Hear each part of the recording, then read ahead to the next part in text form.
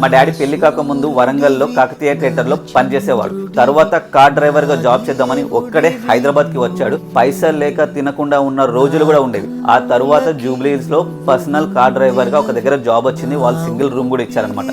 So అప్పుడు నేను, mummy, daddy, చెల్లి అందరం అక్కడే ఉండేవాళ్ళం. అలా చాలా ప్లేసెస్ మారినాం. ప్రతి చోట డ్రైవర్ కాబట్టి సింగిల్ రూమ్ ఇచ్చేవాళ్ళు. అలా 25 years మేము సింగిల్ రూమ్ లోనే ఉండేవాళ్ళం. ఇప్పుడు తండ్రి అంటే కుటుంబ బాధ్యతలను తన భుజాల మీద మోసేవాడు అంటారు కదా.